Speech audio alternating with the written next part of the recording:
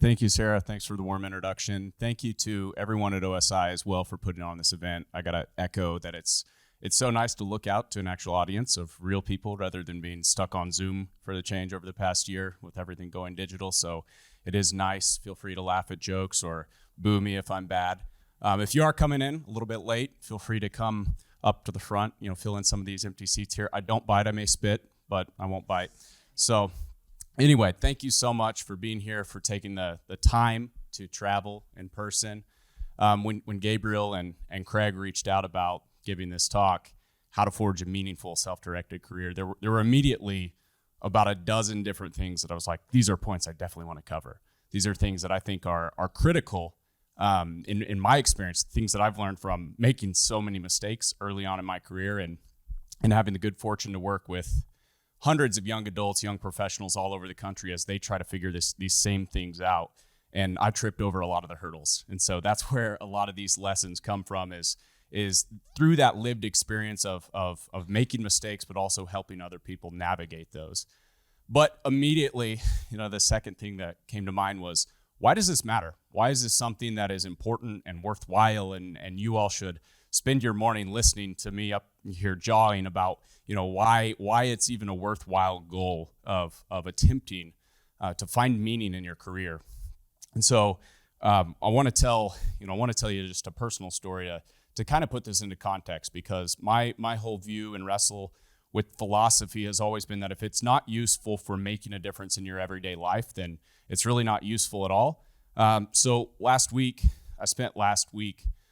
Thursday in the hospital all day. My dad, who's just over 60, he's very good health, eats well, exercises, out of the blue had a heart attack. And it was immediately one of those things where everything's kind of brought to the forefront and you're like, oh my gosh, what's going to happen? You're immediately like scared and chaos ensues, and the whole family's like, oh, how can we help? Is everything going to be all right? And I remember thinking, like, I'm so glad I am where I'm at in my life right now. My wife and I, happy birthday, by the way. She's out there. She'd kill me if I didn't wish her a happy birthday. But it's to you. My wife and I got married earlier this year, and as we were thinking about where we wanted to be in our lives, fortunately, her job moved online as a result of COVID. So we were suddenly free to choose where we wanted to be, whenever we wanted to be, and it gave us that, kind of that time of reflection. I remember thinking, like, what is it all for? What has this all been for over the past, dozen plus years, moving all over the country for different jobs in pursuit of, success, for lack of a better target, over the years. And I remember thinking, especially in light of being trapped inside over the past year, like, why not move back home? At least we can suffer and be close to family. And so being able to make that deliberate choice and move back home. And so when calamity strikes and there's an urgent moment to tend to, I just remember being so appreciative of the decisions we've made and that deliberate choice to move back home and be close to family, so that during this moment of crisis, I had the freedom and the ability to go spend a day in the hospital. As I was talking to my dad later that evening as he's laying in the hospital bed. He's fine, by the way, I should have said that. As I was laying, he was laying in the hospital bed next to me. He looked at me and said, "Thank you so much for coming and wasting a day with me." And I was like, "Dad, I didn't waste a day. Like, this is an investment. Like, this is why I moved home. I chose to be here, and I'm so glad that I made that choice deliberately, because for the better part of the past decade, there would have been miles that I would have had to encounter. I would have had to book a flight. It would have just been out of reach. And, this isn't about, I'm not going to make the point of like, here's what your priorities should be. Family should be your top priority. But I do want to let it sink in that the whole goal and purpose of living a life that is meaningful, a self-directed career for me, is being able to have the freedom, the optionality, and the control to choose how you spend your time, to be able to make deliberate decisions in how you spend your time, and to be able to say, hey, I'm going to go tend to this thing that is the most important thing to me right now, as opposed to feeling like you are reactive and have to do things, according to a preset schedule that's out of your control. So without further ado, we'll get into some of the meat of the content, but thank you so much for your attention so far. So like I kind of alluded to earlier, I spent the past decade plus kind of traveling all over. I'm from the middle of nowhere, Oklahoma, and I wanted to get out of there as fast as possible as a young kid. I always felt that there was bigger opportunity on the horizon. In order to succeed, I had to go travel all over the country, and as you can see here, I've come back to square one. But I literally went coast to coast, kind of on this search for success, for meaning, and over that geographic journey, I also had quite a journey in terms of jobs, in terms of perspective changes, in terms of all of the hard lessons that I had to learn along the way. This is kind of a brief snapshot of how I spent my first dozen plus years in the workforce, starting with one of my very first official jobs that wasn't hauling hay or, working for my dad. From grocery store bag boy to now, owning and operating a small growing business where I have the good fortune of working with young adults all over the country. But as you can see here, I kind of went all over the place. And it took several years to kind of figure out an actual path through this different maze of all the possible things I could spend my time on, the different targets that I could aim for. But it's something that revealed to me, through my own process and through the process of working with other young people to figure this out, that the way that we are taught to think about careers is often wrong. I know that when I was growing up, it was very much this process of get good grades so you can get into a good college. Choose the best major where you can get, there's the highest likelihood of employability and achieving the American dream. And after you graduate from college, everything's going to work out. It's going to be this perfect path. And I think, most of you probably know that that's not necessarily the way that it all works out. Life kind of has its way, and there are twists and turns, and there are, 2 steps forward and 3 steps back. And for me, it's kind of given me this perspective that it's not this linear path that many of us grow up, being told that we should focus on. Instead, it's this messy process of experimentation and rapid prototyping out in the real world with different ideas and different possible career paths. And I always like to tell the young people that we're working with, your career is a discovery process. It is a process of learning more about yourself, about the world around you, about the ideas that matter to you, and one, clarifying your values and trying to live those out in the real world. And for me, this process was a very, very messy one at best. I like to kind of show that same graph with, this is me kind of figuring it out. I would say that kind of writing has always been my thing. That was one of the early indicators for me of hey, I think I'm on the right path. I don't know what is at the end of this, but this is something that I feel for the first time, I could do this forever because it's something that I love. I feel energized and most alive when I'm doing this. And then the rest of the path from then on out has been a very messy one. It's been very much aiming at the best target that I could find and then going all in on that until I found something best. And many times that meant taking 2 or 3 steps back in my career or in earning potential or in status in order to go focus on the thing that was most important at that time, the thing that was most exciting at the time. And over the years, I've read tons of books about this. I've tried to get the best advice on how to navigate your career. 1, because this is what I do for a living, but 2, to just kind of ease my own discomfort and kind of feeling the pressure that I think a lot of us feel of having to have it all figured out.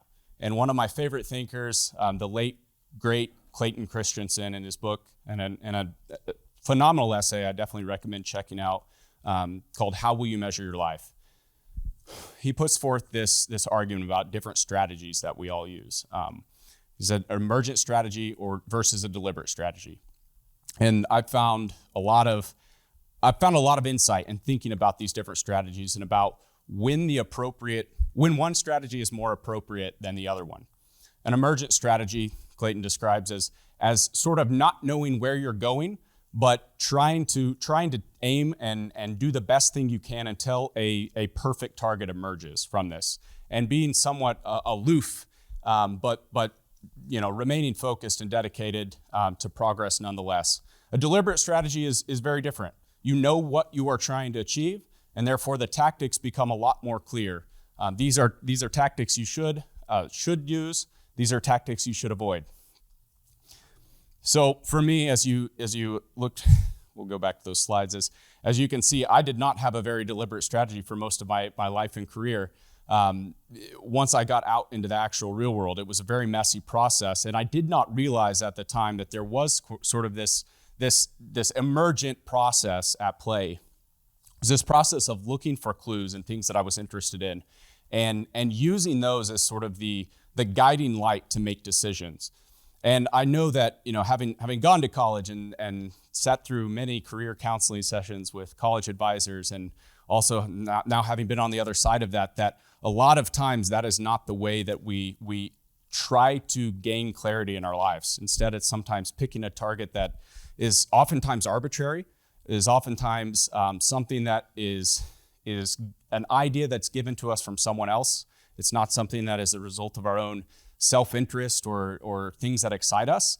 And that can be a very, there can be positive ramifications of aiming for a target that seems prestigious, but it can also be very soul-sucking, which was my experience to some degree. So tips for an emergent strategy.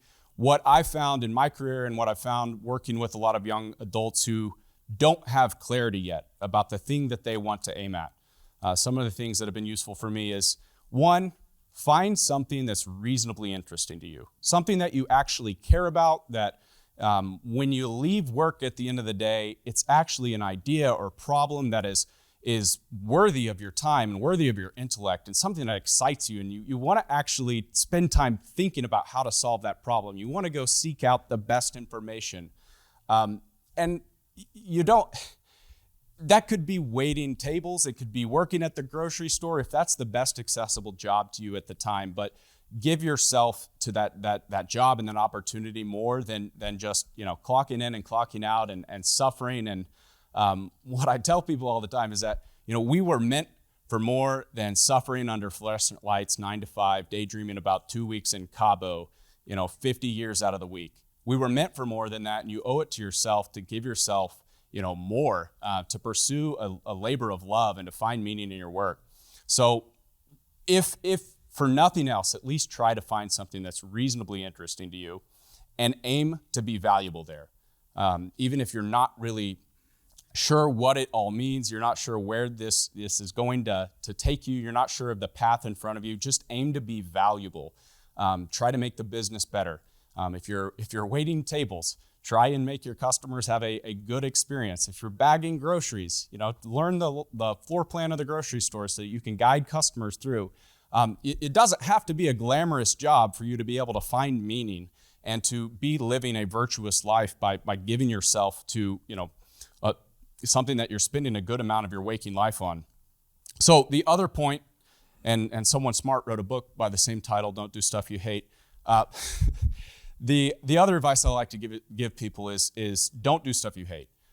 If for nothing else, avoid the things that make you feel dead inside and are labors that actually suck energy out of your life, that make you feel distracted from a higher aim. If for nothing else, try and practice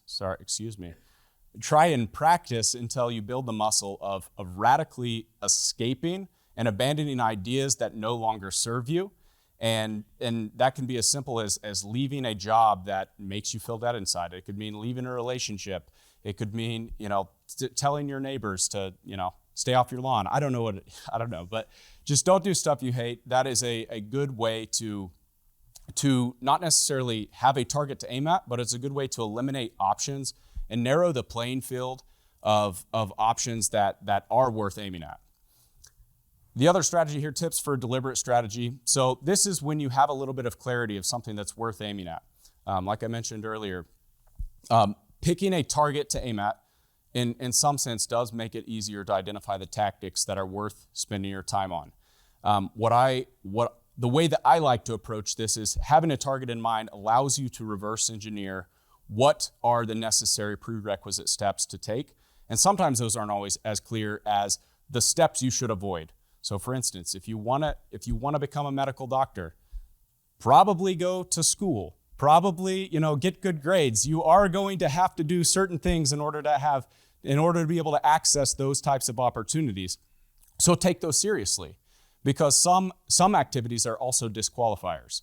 If you go and get a felony, it's going to become really hard to get into medical school. So take into mind what your target is when you do have a target that you're aiming at, and allow that to be a guiding light to the types of things you spend your time on, the types of activities that you spend your time doing. So, but what about when you don't have a target and you're not sure, but you have a lot of anxiety of like figuring it out? I know that when I was a young adult, and still today working with a lot of young adults, there seems to be this pressure of like, what am I going to do for the rest of my life? I must have it all figured out at age 17 or 18, or I'm a pariah in society.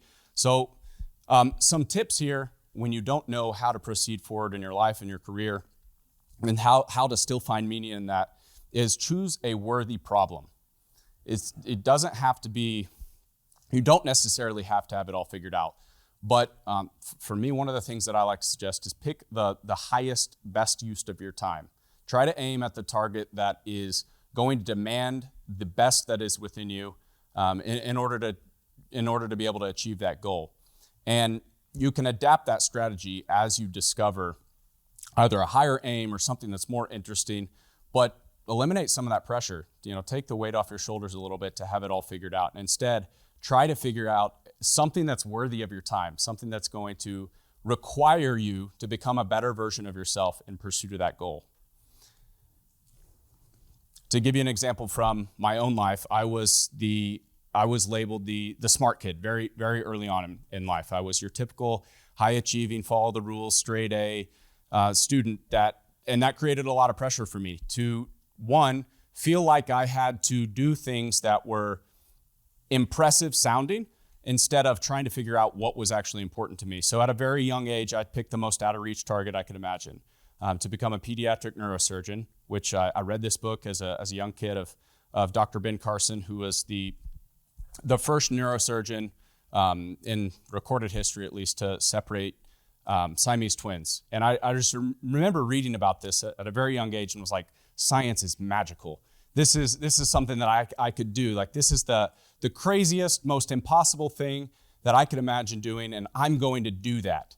And I will tell you today, I did not become a pediatric neurosurgeon. That's why I'm up here talking about how to make career decisions instead of in the operating room this morning. So by all accounts, I'm a failure according to 6-year-old to 22-year-old me.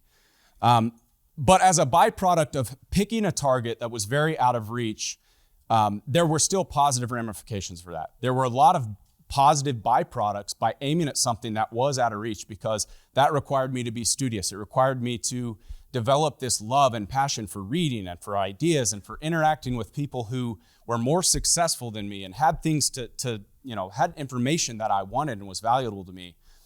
It required me to set my sights above the horizon instead of kind of suffering through life and just being there and living day in and day out.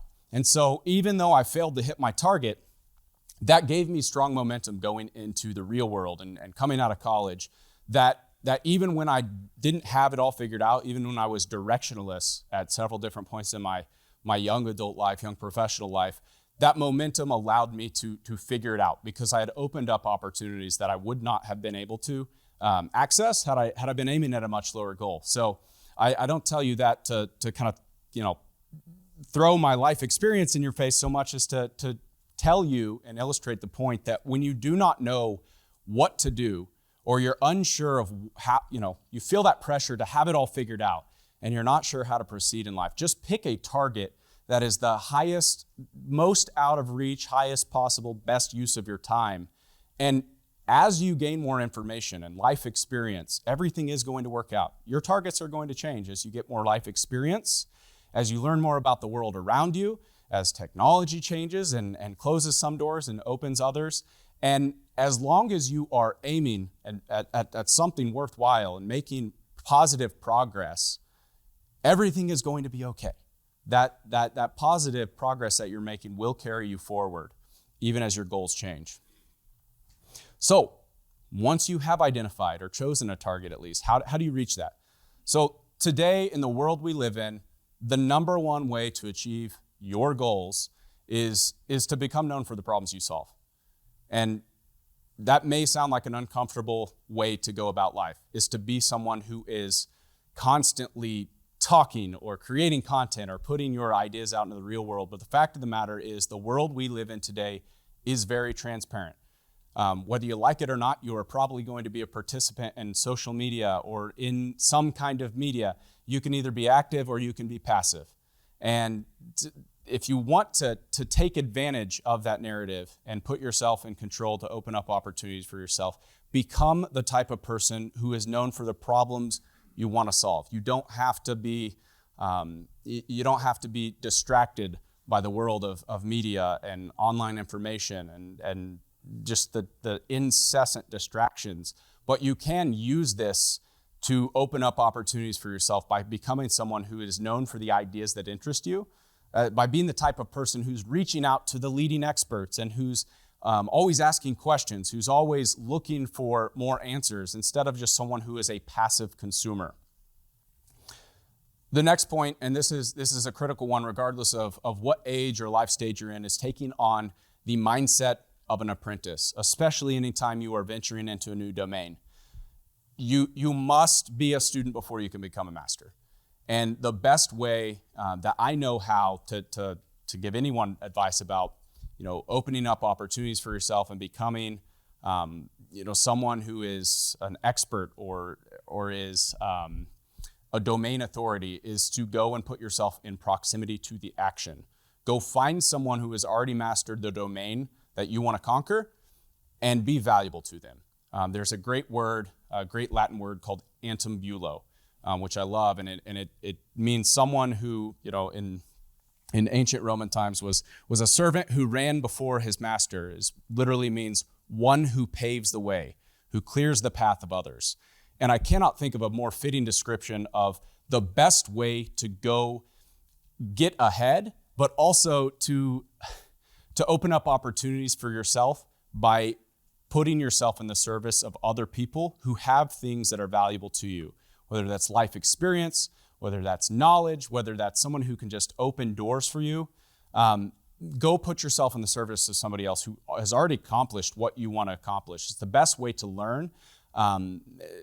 I know that a lot of conventional beliefs suggest that going and sitting in a classroom and being lectured and reading textbooks may be the best way to learn, but there is a whole lot of nuance in every domain that cannot be learned by sitting in a classroom and just passively absorbing content. You have to get out there and by learning from someone who is truly a master in their craft and something that you aspire towards, you will greatly accelerate your timeline by being able to learn directly under them. For me, this meant going and moving across the country to apprentice the CEO of a fast-growing accounting tech startup.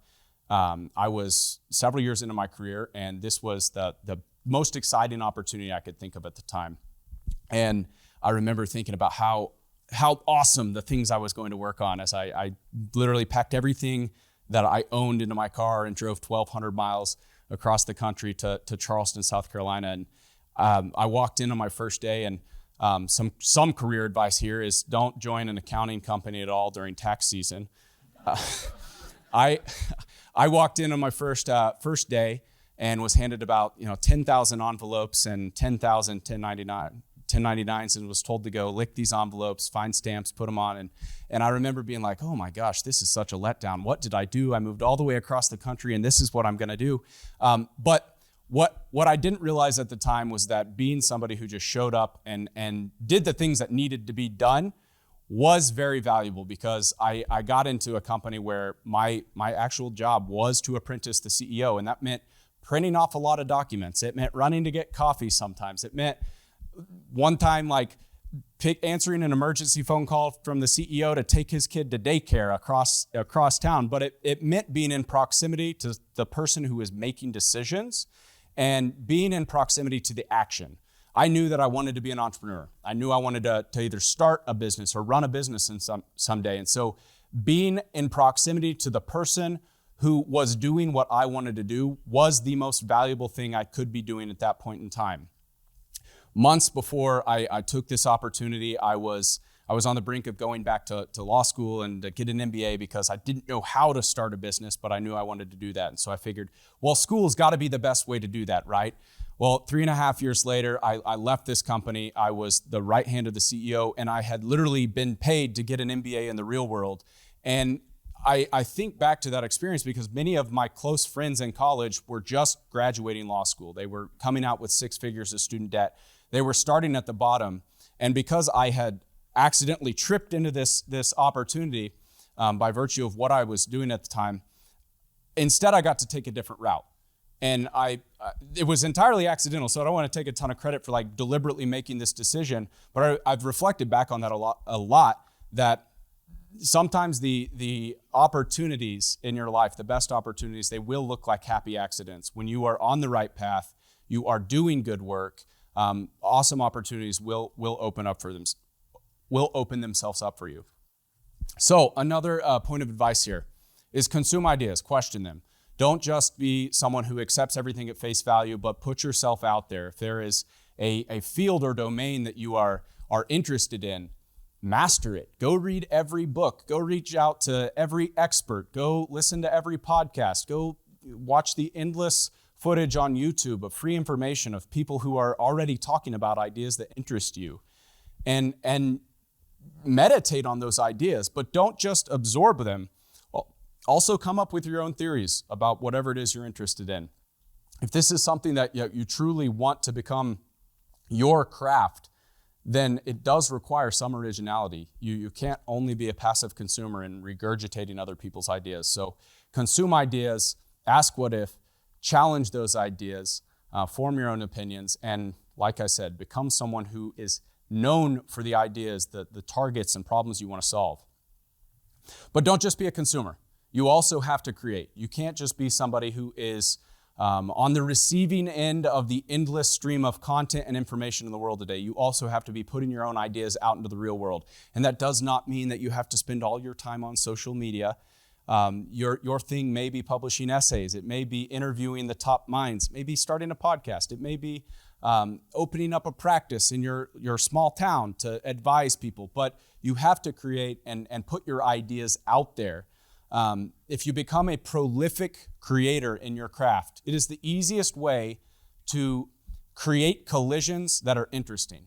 And what I mean by that is when you are out there, you are talking about the ideas that are important to you, the ideas that you think are worthwhile and problems that are important to solve. Other people who are interested in those same ideas will find you. If you're loud enough, obnoxious enough, and publish at a high enough frequency and large enough volume, eventually the other people, like moth to a flame, will be attracted to the things you're talking about. But you have to put yourself out there. I talk to young people and young professionals and people on the job hunt all the time, and they say, I have all these skills, but nobody wants to hire me. And I'm like, well, what have you done? What have you done? It's like, I have a resume and it says, here are the problems I can solve. But I'm like, my favorite is when I talk to, students who say, well, I want to be a writer. I'm like, well, what have you written? And they tell me like, well, I have a term paper. And I'm like, well, you better get started. Like you're not going to become a writer by inertia. Like you have to actually sit down and write. If you want to become known as a writer, you have to sit down every day, whether you feel like writing, whether you feel inspired or not, you got to sit down and put in the work. And that is the best way to become the type of person who is known for the craft that you're interested in. There's another interesting story that I like about Pablo Picasso. Any Pablo Picasso fans in the audience, hopefully.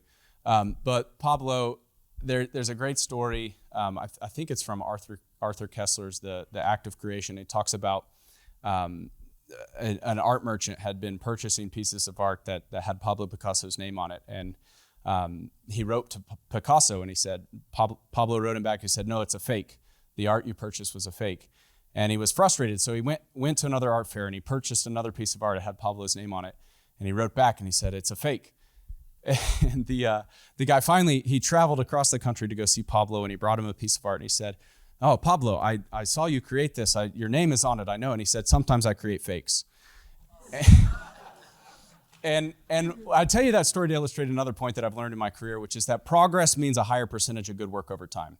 Is that as you become a master in your craft, You will still have failures. You will still miss the mark sometimes. You will still create works that are subpar and not up to your standard of quality. But over time, as you get better, as you become a more prolific creator, you are going to create a higher percentage of good work over time.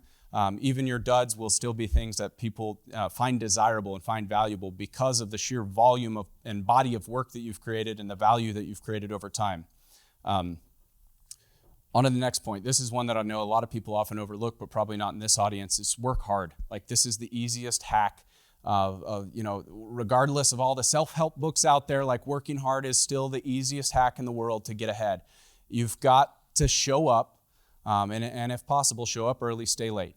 Like, it is the easiest way to get ahead, but it's also the easiest way to make progress, is actually put yourself out there and put in the hard work that it takes to find a path and career that is meaningful. You have to get off the couch, and you have to go out there, and you have to put in the effort to make progress towards the things that are most important to you.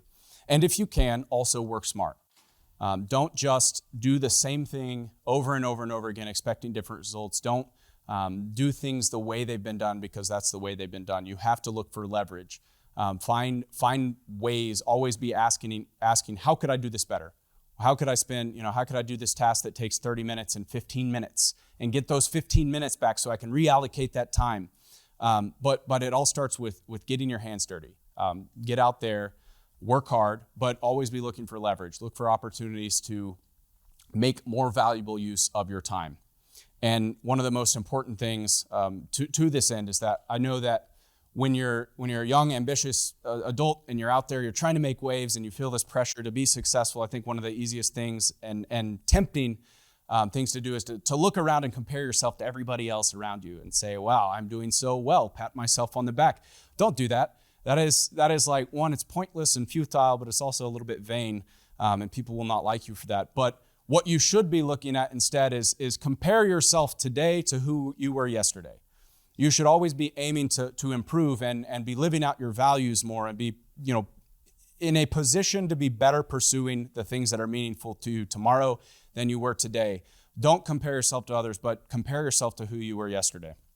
I think that's a line from Jordan Peterson, so I will give him some credit for that.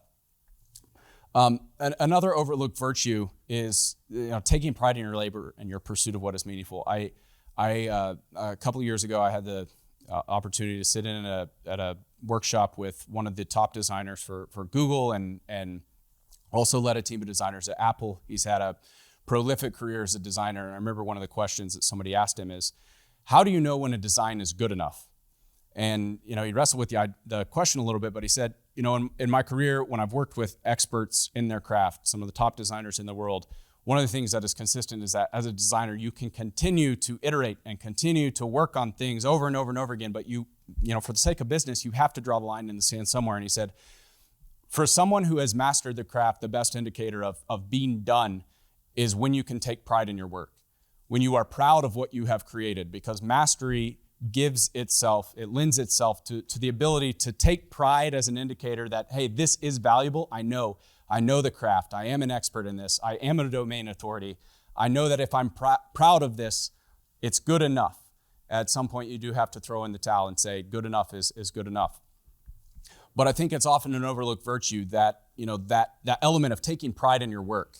It does not matter if you're, picking up trash, if you're working at the grocery store bagging groceries, you're waiting tables, or you're in a meaningful job. Like, you can take pride in your labor. You have to find something to aim at, even if it does seem meaningless or trivial at that point in time. You do have to find a way to take pride in your labor. That pride will overflow in your interactions with other people, even if it seems like it's something trivial. So another tip here for how to find what is meaningful is put yourself in opportunity's path. I mentioned this earlier, is that the best opportunities will seem and feel like happy accidents. When you are doing good work, when you are out there being a prolific creator of content, when you are consuming and talking about the ideas, sharing in those ideas that are interesting to you, you are putting yourself in opportunity's path. For me, that was, when I was early on in my career, I was working for a CEO of a small business consulting firm that did slide decks and point of view papers for Fortune 500 companies. And I cannot think of anything that I am less suited to do in the world. I was terrible at this. I wanted to get better, but I was like, I took this job. I'm going to commit to the experiment. I'm going to get the lesson that I came to learn. And I suffered through this for 3 months. And I know I was dreadful. I know that the people I was working with were frustrated, like, why did we hire this kid? We really need to let him go. He's not any good at design. And I started to feel that in my day-to-day, and I was like, I got to find a way to be valuable. I took this job, and so I started looking for opportunities in the business to be valuable, which was not designing slide decks. Terrible at that still to this day. So I saw the opportunity in this small business to help do something that I naturally like to do, which is go get more customers, to go sell, and to talk about why we were valuable to other people. And so I spent several weeks putting together this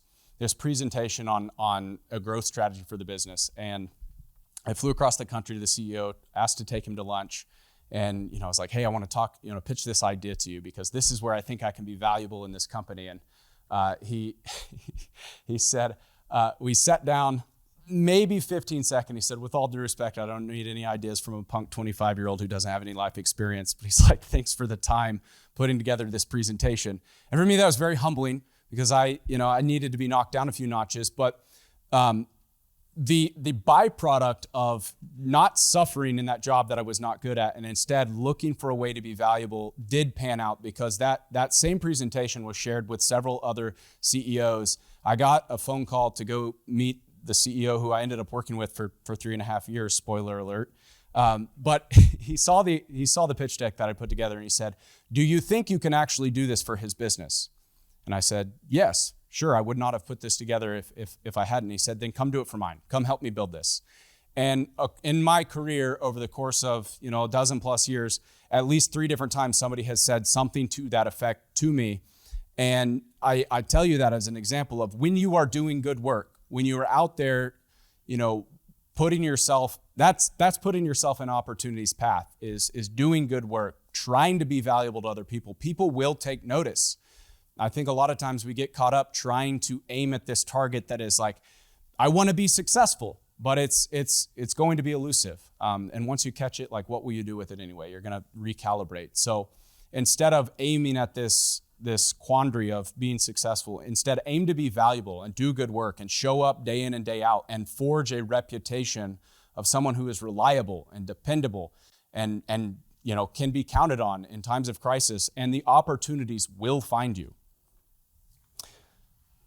Another problem that I think I've wrestled with this many times in my life, and I think that anybody in the course of their career who doesn't, you're probably not on your path to pursuing what is meaningful, but you will encounter a point in time where you have to face the inevitable of, like, am I on the right path? Should I change my mind? I will tell you, one of the biggest mistakes I made early on in my career is this belief that changing your mind was a point of weakness, and changing your mind was something that you shouldn't do, and you had to commit to the plan that you had made when you were 17 years old or younger, and this idea of plan lock. And I think one of the most freeing, liberating things was realizing that it's okay to change your mind when you get new information.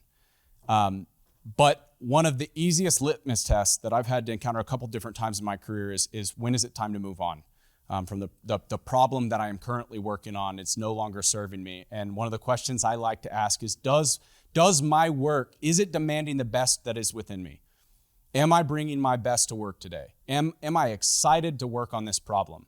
And at different times in my career, that problem that I cared most about solving has changed. And I imagine over the course of your life and career, if you are on the path and in hot pursuit of what is meaningful, that question and that problem will change over time. So know when to say enough is enough. Know when to be to break up with the problem that you've been working on, and take pride in the progress you've made, and move on to the problem that is more interesting and more exciting and more challenging. That's the best way that I have found to navigate those tough decisions. So over the course of my career as well, and the course of my career working with other people to try and figure out how to navigate their lives, how to navigate their careers, I think that there's this common kind of like spectrum that people flip in between of, like, things that I'm interested in, industries that I'm excited about, and like job titles that sound prestigious, or companies that I want to work with. And I will tell you that in my pursuit, my personal pursuit of what is meaningful, I have discovered that we almost need to recalibrate the way that we think about our careers and the way that we think about those targets. And instead of thinking about jobs to be done and job titles to have and impressive sounding companies and things like that, instead of thinking about it in terms of deeply personal problems to be solved. For me, the deeply personal problem to solve is the one that I'm up here talking about today, is about how to live a more meaningful life and career and the byproducts of living a meaningful life and career and all of the hurdles and drama that shapes that pursuit. But it's not being CEO of a small growing business. That is not the thing that I get up and be excited about today. Like the day in and day out activities are things that I enjoy and bring meaning to my life. But the problem is what invigorates all that. That's what gives me the fire. And my hope and wish and challenge for you is to think about your pursuit and your own career and your own life, your life's work in terms of the deeply personal problems that matter to you in your finite amount of time here. There are, many different schools of thought when it comes to like how to find a meaningful life, how to, pursue meaning, how to pursue a meaningful career. There's one thinker, I mentioned Clayton Christensen, who I definitely recommend going and reading his work. He's got a lot of profound ideas on the topic, but another one that I really appreciate is a man named Roman Kurznerek. If you don't have time to read How to Find Fulfilling Work, I'll give you the 5-minute summary here. It's about more than your salary and your title. There are other factors to a meaningful career, and here are some of the key points to his book, The 5 Dimensions of Meaningful Work, which are earning money, achieving status, making a difference, following your passions, and using your talents. And one of the constant struggles that he details in his research and in this book and some of his other interviews is this battle between aiming at the extrinsic motivators versus aiming at the things that are within, the intrinsic motivators, making a difference. Am I making a difference in my day-to-day job, or am I just punching the clock? Am I a cog in a corporate machine that I have no idea? I don't even know who the customers are, let alone if I'm making their lives better as a result of me doing my job. As opposed to, am I making a lot of money? Are people impressed by my title? Like those can be great and all, though they do not.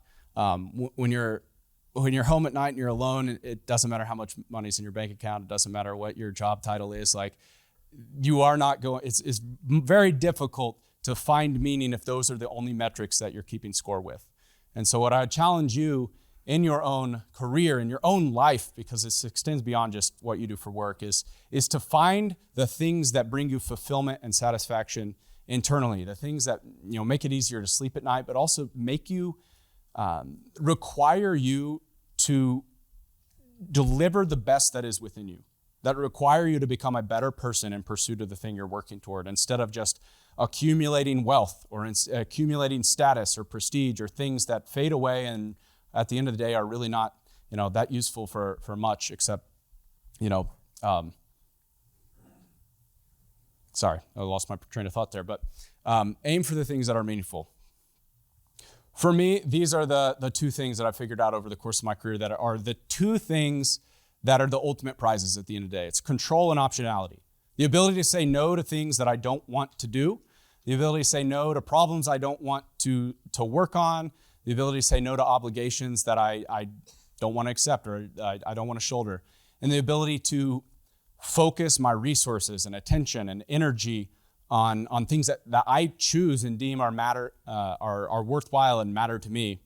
And these have been the things that, they were very elusive throughout the course of my career. And I promise you, even if these are not your targets, these are things that, in your pursuit of living out a self-directed career and a life of meaning, is you do have to gain some sense of agency over your decisions and how you spend your time in order to shoulder off some of those distractions and obligations that other people will strap you down with. And so for me, it has all been about continuing to gain more and more agency and control and optionality over how I spend my time, how I spend my resources, and my ability to choose the problems that are worth solving. So thank you so much for your time, for your attention, and I will open it up to questions.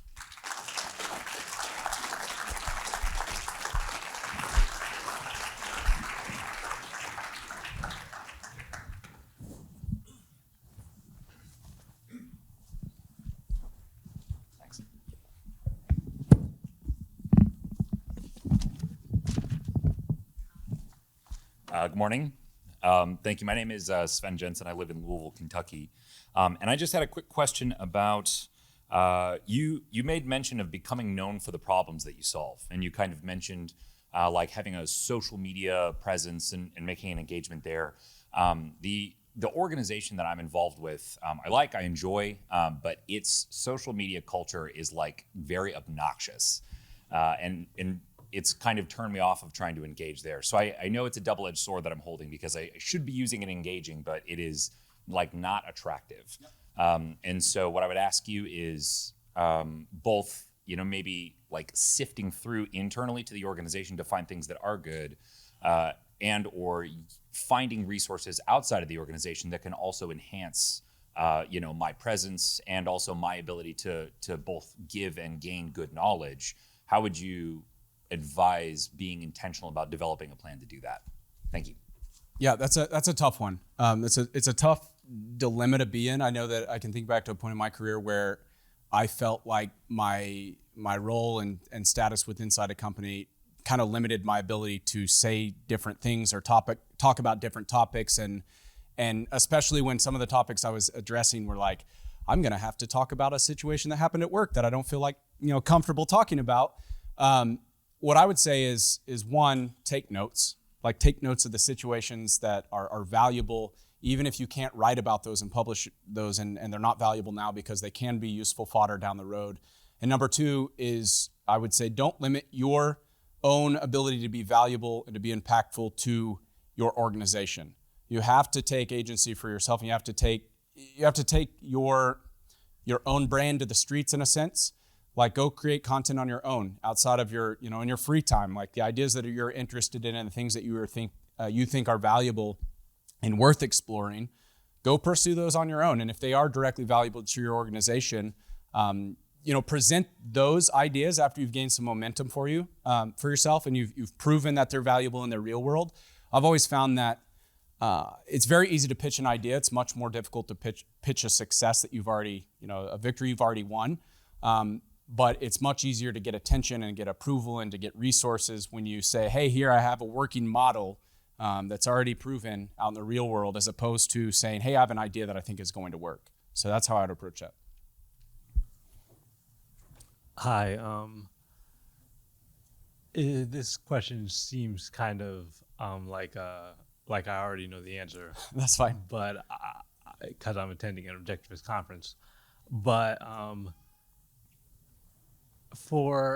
in life, I still find it hard to either meet people for future relationships and for future work, or future in anything, finding a future wife, anything. I find it hard. What's your advice on meeting people and trying to get access to people that you want to teach you things? Yeah, no, that's a great question. I think that a lot of us, I struggle with that too. Is like, how do you get in the rooms you want to be in when you're not there yet and you don't know where the door is? The guy behind you in line actually has a great strategy that I actually admire, and I wanted to use him as an example in my talk. I didn't want to embarrass him, but I'm going to now because I know he's good sport. But Gabriel is a great example because I know that he doesn't have a philosophy degree, but he has the respect of many bright minds and people who are publishing top work and on the cutting edge of a lot of different ideas and in academic circles. And he did it by the sweat and muscle of doing good work and reaching out to people that were interesting to him and whose ideas that he had collided with and found value or found challenging. And he just, sent them a message. And something that I think a lot of us sometimes overlook or we find intimidating is actually people are a lot more accessible than you might think. If you read somebody's work and you enjoy it, send them a message and let them know. You don't even have to have an ask attached to that. Just let them know, hey, I enjoyed your work. I think it's much easier to be a critic than it is to just reach out to people and let them know that they've had a positive impact on your life. And so as far as like reaching, people who are interesting to you or seem out of touch, that's how I'd approach it. As far as the wife thing, I can't help, I met my wife down the street like 20 years ago, and so it was a much easier thing. So That's very kind, thank you. Often praxis people make this claim of don't do stuff you hate, but sometimes it's hard to flesh out like things you hate versus things you dislike or things you still have to do. How do you kind of sort through that? got to use that old speaker's trick of, taking a drink of water to give myself a second to think about that one. But that's a question that I've wrestled with too, and it's a question that has come up a lot over the past few years as well. Because when you come out and say something brazen like "don't do stuff you hate," you find a lot of critics. For me, the line is between like it really comes down to like what are you trying to accomplish. When I know that there is a goal that is meaningful and is something that I am in pursuit of, and it requires the getting up every day at 7 a.m. to do a sales report for 16, franchise restaurants like I did for like 400 days straight, when, like a job that nobody wanted. It's like, man, this sucks. I don't want to do this, but I know that this opportunity that I have and this meaningless task is like actually valuable toward the end goal. So in that sense, I would say frame it in terms of the goal that you're trying to accomplish. Now, if you are truly not working towards any target and you are, finding yourself in the middle of like repetitive, meaningless, mundane, like don't be a masochist. Quit the job and go find something else that's a better use of your time. But there are times in your life where you will have to shoulder the plow to reach the goal that you want. It is hard, and sometimes it will suck, and sometimes, you have to miss the vacation or the holiday, and you have to go do the things that mean missing out on other things that you'd rather be doing. But that's kind of the beautiful drama of seeking out meaning in your life, is that it is a challenge. If you already had all the answers, if it was all easy, it would lose a lot of the salt of making it worthwhile. And so don't put yourself in situations where that mundane becomes an increasing demand on your time, where you find yourself, living the same day over and over and over again too many times, where you don't feel like you're making progress. That's when I'd say it's a good time to plan an escape.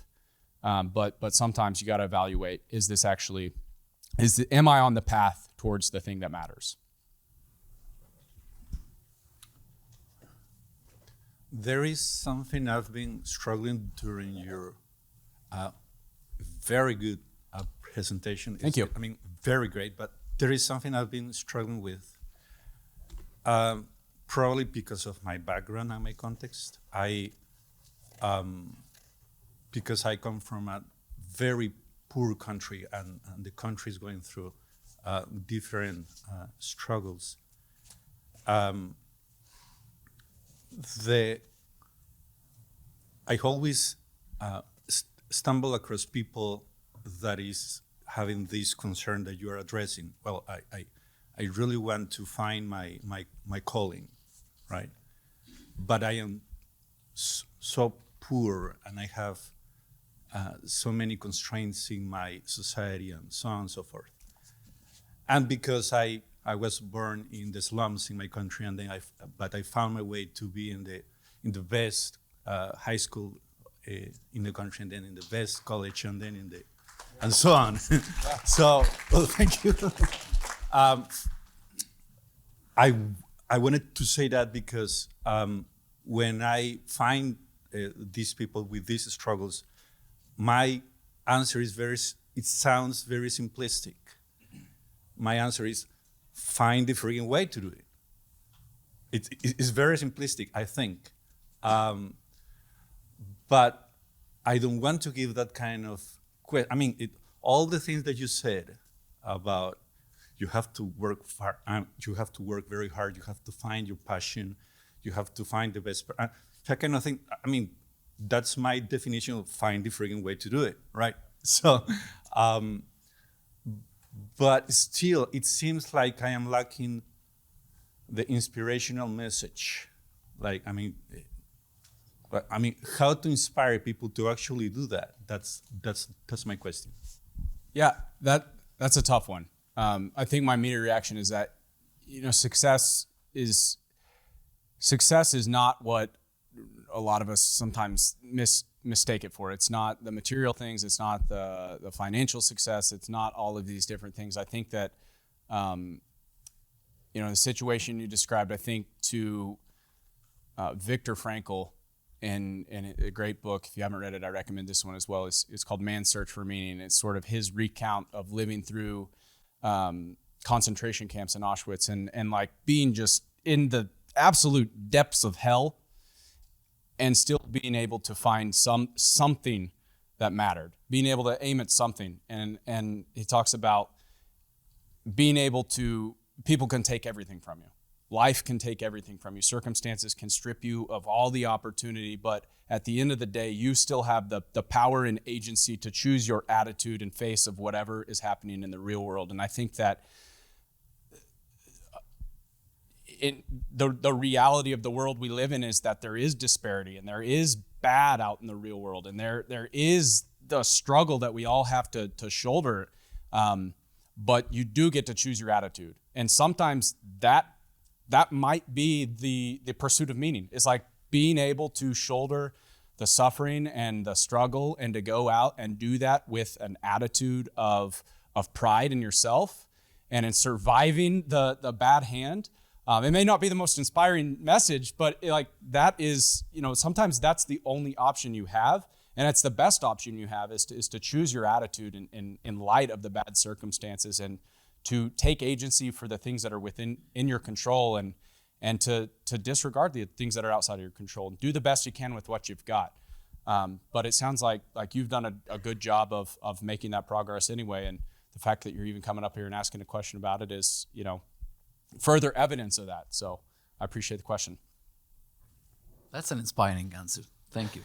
I have a question on being multi-passionate. So with your experience with young adults, how do you think they can turn what seems sometimes as something chaotic, I'm not sure what to choose, into integrating their passions and solving new problems? That's a tough one. And I think that in the world we live in today, most of us are multidimensional. We have different things that interest us and excite us. And that's part of the beauty of the fruits of capitalism and the fruits of like the free market providing so many different cool things in the world that generations before us didn't have.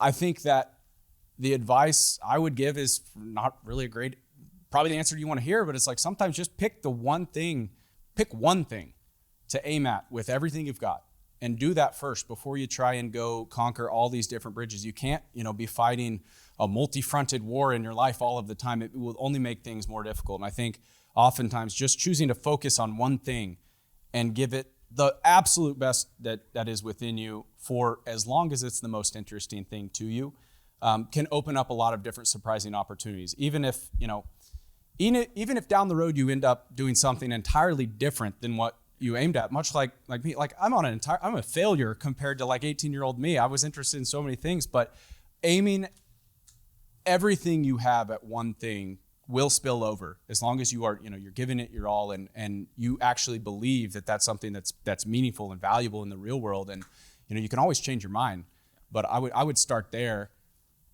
Having conquered one thing will lend itself credibility as you go and tackle your next pursuit. But having interests in a lot of things that's not going to give you credibility in any domain. And so I would say try to conquer one thing first before you try to conquer 10 different ideas you're passionate about. Thank you. Yep. You mentioned intrinsic motivators at various points, and I wanted to get a little more context on that. Could you share about any specific meaningful intrinsic motivators you've come across in your career? Yeah, that's a good question. So I would recommend checking out this book. I think it makes a lot of good points, and he shares a lot of stories of people who, they struggled with the common dilemma of aiming at things that are external versus, trying to figure out what actually brings fulfillment. And I know that he shares a lot of, I don't even know how many stories of people like leaving Wall Street or the high tech industry where it's very cutthroat and elitist to go, build water wells in Africa or do something just entirely contrary because that was the thing that they found most meaningful. For me, I think that making a difference is important, following your passions, whatever, using your talents, that's great. Those are all good things, but to an extent, there is some fluctuation in that. For me, it's having autonomy. It's being able to say no to things that I don't want to do. It's being able to choose where I want to live, to choose how I spend my time, to remove constraints that no longer serve me, or things that just like daily frustrations. Like I'll give you one very specific example that's kind of silly, but like I remember, when I lived in Atlanta for a short stint, like how terrible the 2-hour commute both ways was. It was like, oh my gosh, is this my life now? I'm gonna do this 4 hours of my day every day for the rest of my life is gonna be spent in this hell. And like it was a very simple thing to go move to a different place where the commute was not as bad.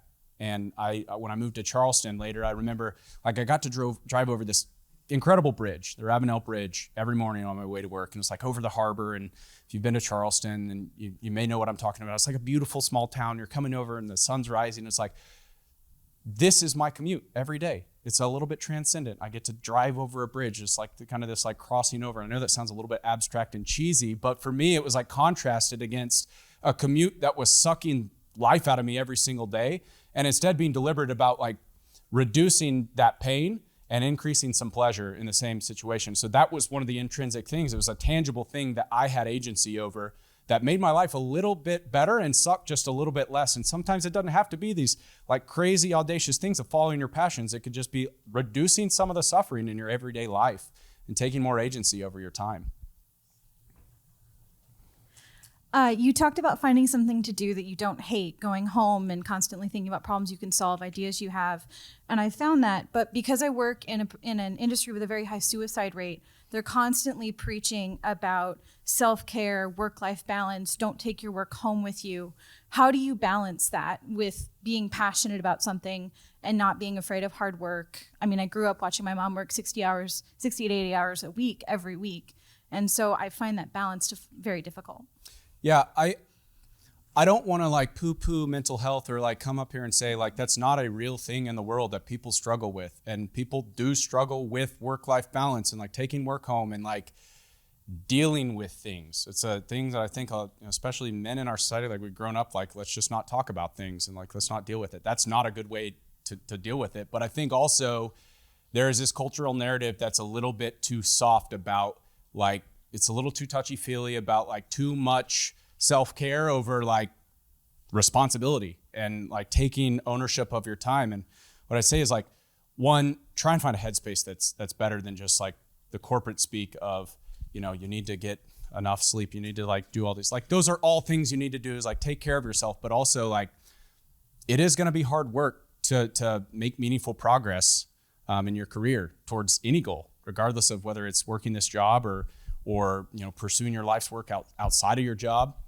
And you've got to find your own balance, if you will. I really don't like the idea of balance. I think that a better word is like, you got to find the right integration where, the problems you're working on are things that are naturally interesting to you and naturally bring you energy as opposed to like detracting from your day to day. So for me, it's like trying to seek out environments or opportunities that are energizing to me, even when I do go home and I can't shut it off. Like these are ideas that my life is better as a result of being able to meditate on these ideas, as opposed to kind of feeling like I'm in a drudgery for day-to-day work. I know that that's like kind of an all over the answer, but it's a tough one. In the journey that you were talking about, what are the soft skills that actually wound up being the most useful for you? Yeah, that's a tough one. I think a lot of people are always like trying to answer that question. To some extent, I think there is going to be some domain specificity to like which ones you should focus on, but I'll give you kind of the broad, paint with broad brush strokes here. Answer is one, the ability to sell yourself, emotional intelligence, the ability to read a room, good judgment, the ability to have conversations with people and listen instead of just thinking about what you're going to say next. Those are all valuable and they're not domain specific. They're going to transfer. For me specifically in my career, Data analysis, financial modeling were some hard skills that were like very valuable to me. Copywriting, that was one that's, continued to serve me in terms of like, I write a lot. I'm trying to like, persuade people that my ideas and points of view are valuable. So those have been some hard skills that are more domain specific for me. But as far as soft skills, like go get some kind of sales experience, even if it's like waiting tables early on in your career, because that's going to give you a lot. It's going to check a lot of different boxes for you. You're going to build your interpersonal skills. You're going to learn what it's like to take care of somebody, like hospitality. You're going to learn salesmanship to a degree, the ability to like public speak, get up in front of a group of people and deliver a message. So those are some things that I focus on. Yeah, it's me again. Welcome back. Yeah, thank you. I have a question. Ayn Rand teaches us that the only way to be in harmony actually to know the nature of a man and to do what is, like extinction of our nature. So we have like inside nature in every of us. Therefore, if you do something that in your nature is like good for you. So what is your insights how to find this nature and how to be brave to save yourself? For example, if you live like half of your life and you did something which is nothing inherited, nothing in your nature. So how to be brave to change the whole past of your life. Thank you. Yeah, no, that's a tough challenge as well. It's like trying to find your life's purpose or like what you're meant to do or what your natural proclivities are. And so for me, I said, number one is like go run experiments in the real world. Go get some life experience, try different things. The things that interest you, pursue them as long as you can with as much energy and vigor as you can until they're no longer interesting to you and you find something else that is higher priority or higher order for you. That's the easiest one. And I'll go back to the thing I've like beat a dead horse with this. Say like, don't do stuff you hate. Like whenever you encounter something that is no longer serving you, whether that is a job or a relationship or an idea, abandon that idea. Like enforce a philosophy of radical abandon for things that are not valuable to you.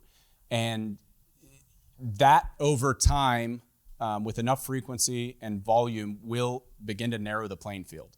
For me, that's what it was like. I had to go work in an attorney's office for the better part of a year to realize how much I did not want to be an attorney. And that was like valuable piece of information because I was about to go spend, 6 figures of student debt in like 3.5 years of my life doing this thing that I was going to come out on the other side just unhappy and unfulfilled.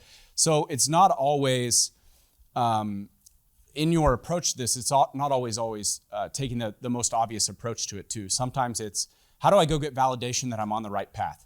For me, running the experiment of working in an attorney's office was the fastest, easiest, most accessible way to run the experiment and get validation. Hey, do I want to be an attorney? As opposed to just defaulting to go to law school. And so use that as an example of like, try and find the highest fidelity experiment you can run with the tools and resources you have now, and then just adapt over time as you find something that's more interesting.